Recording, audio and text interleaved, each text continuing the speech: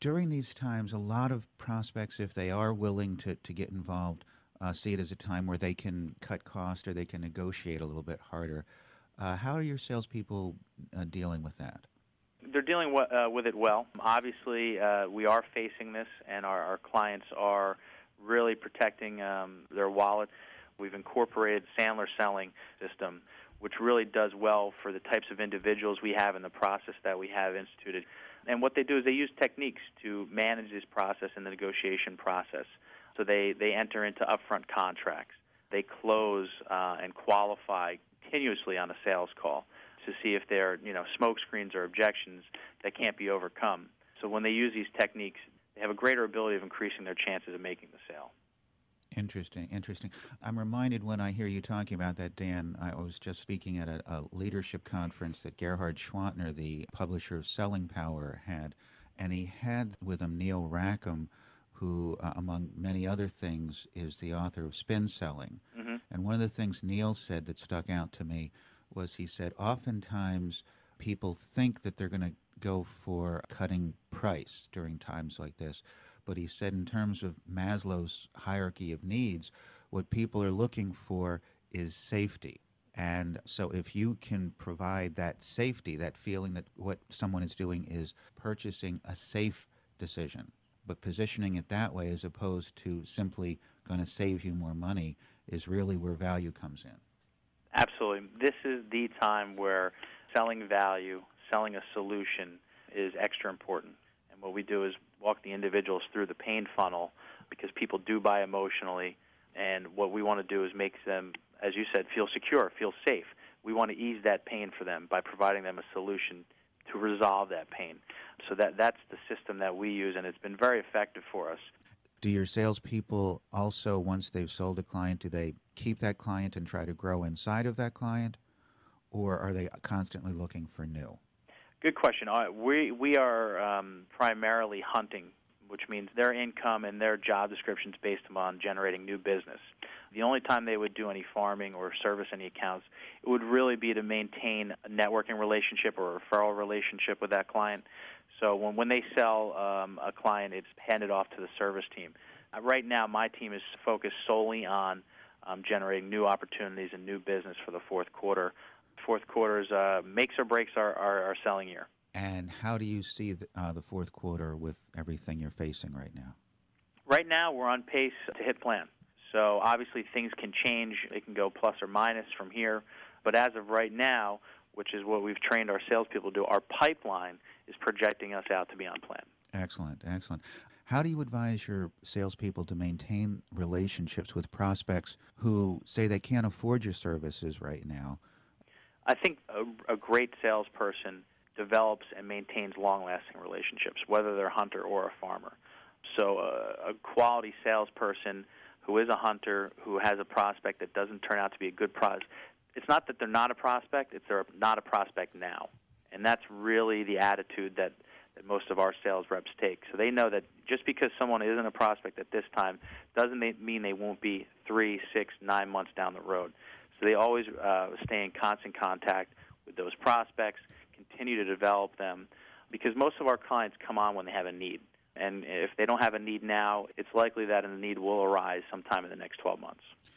Dan, just one last question before we let you go. You revamped your entire sales force, brought in new talent, used Caliper's in-depth personality profile to make sure that they had the qualities you were looking for, and have brought on very, very competitive people who are making it through these times.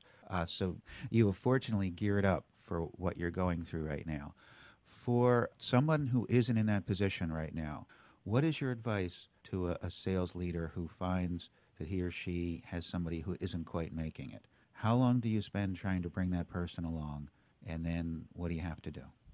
This scenario, which happens often and could happen at any time or in any market, there's two things you have to look at. One, you have to look at the numbers. The numbers don't lie. So they're either generating opportunities and closing them or they're not. So, it comes back to the old adage, you can't measure it, you can't manage it. So you have to look at the numbers. Two, you have to go with your gut. Deep down inside, everyone here in my management teams knows when somebody is going to be successful or not going to be successful based upon their activity and the numbers. Usually we know ahead of time before we make the decision that the person will either fail or succeed. So we look at the numbers, we manage them accordingly, and then we go with our gut and make the decision. And it's better to make that decision sooner than later.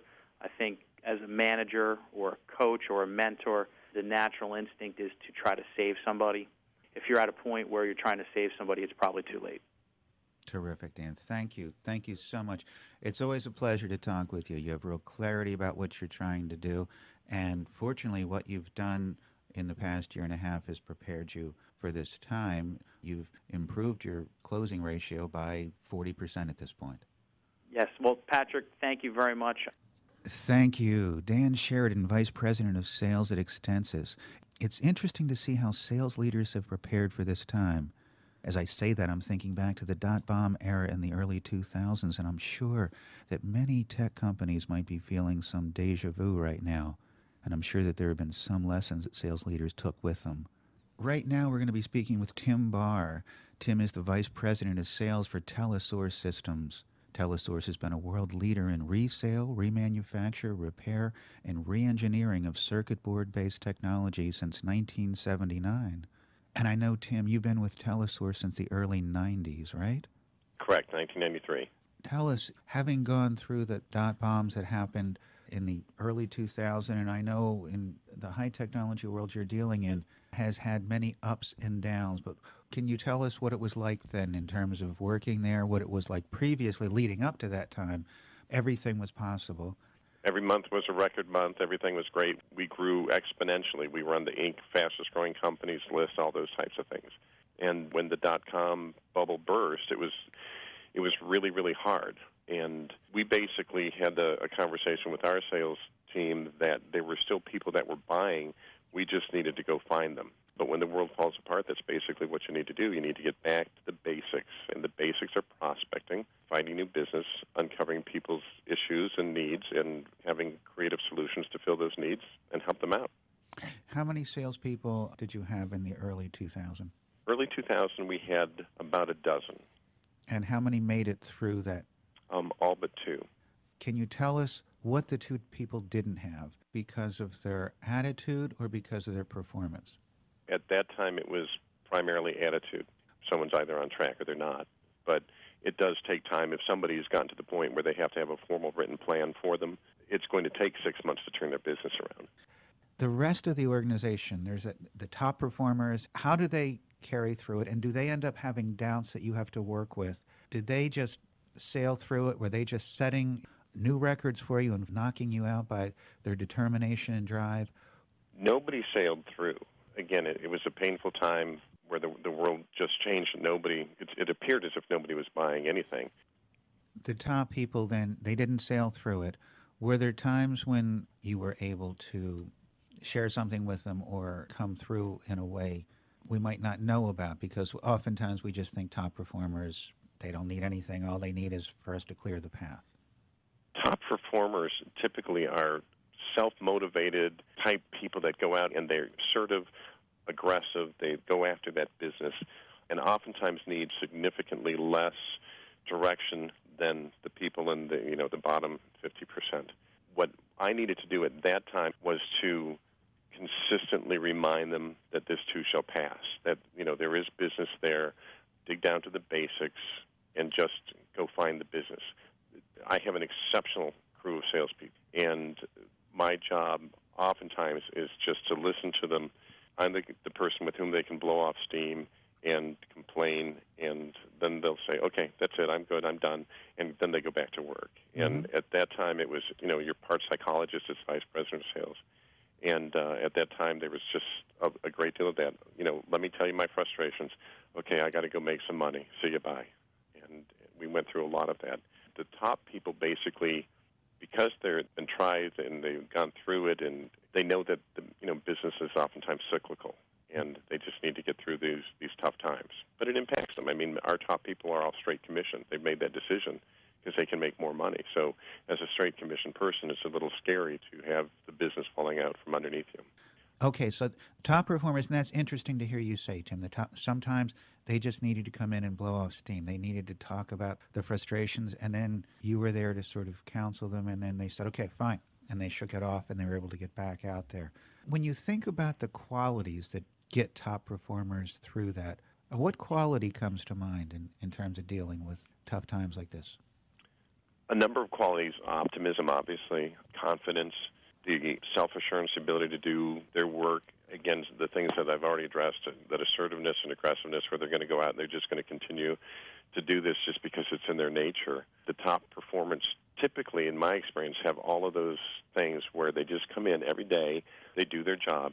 So, we closed the big deal, so now we're going to take the rest of the week off or whatever. My top performers say, we closed the big deal, now's the time to go find some more business, because they recognize it's a job, and they recognize that they need to do it every single day consistently over and over and over and over and over again. And they do. Is there also a feeling when you're, if you've just made a big sale, this is my lucky day, let me get out there and do it again? Absolutely. I've heard when we've hired a number of younger salespeople, less experienced salespeople, it's been very interesting to watch the people that are seasoned and have been at Telesource for 12 years, 15 years, 17 years, some of them come in and congratulate the young pup who just got a big deal. And they say, and now's the time to call. Get back on the phone. Now's the time to call. Are you ever going to be more excited than you are right now? And you know what? Your customers are going to understand that. They're going to hear that. Get on the phone. Go find another one, because now's the time.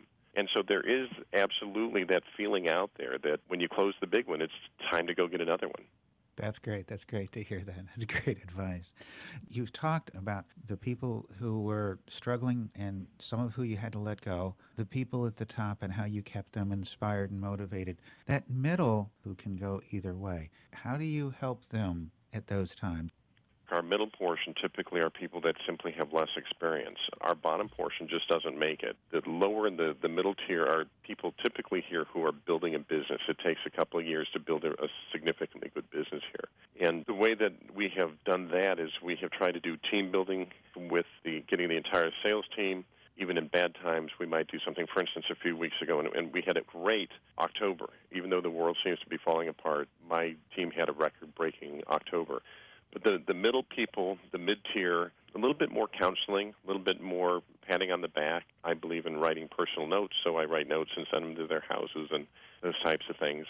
But just keeping them in tune and keeping them on track with the goals that we've established, how many calls they need to do, the types of contacts, the types of accounts that they're looking at, and those types of things. We have changed the way that we do business with some internet presence, with changing the profile of some of our salespeople. Those types of things that we've done in the past couple of years we're seeing real success and real growth even through these tough times. So that's an interesting place to be in because you've been there, you've experienced it before, you know how tough it can be. You've certainly refined the way you go to market, and you're very clear about the salespeople that you surround yourself with. But right now you seem to be defying gravity. It's almost frightening. Do you, at a time like that, do you prepare for that, or do you just keep on track because things seem to be working? We are prepared. We have done a lot of the things that everybody's doing. We've cut back on travel. We've cut back on a number of different things. Financially, we're trying to pull in the reins as everybody else is, yet we hope for the best. And we have asked our salespeople to dig deeper in this time, and there are still people buying, but the world hasn't stopped. There are those who still need what we provide, and we just need to find them. In its most simplistic form, that's, step A of sales is to contact people and to find out what they're doing and how we can help them. And so I can certainly point them in those types of directions, but it's the salesperson's job to get on the phone or to make those appointments, however one does it, and ask the questions. What are you doing? What's happening in whatever the selling time frame is that you're looking for, and how can we help?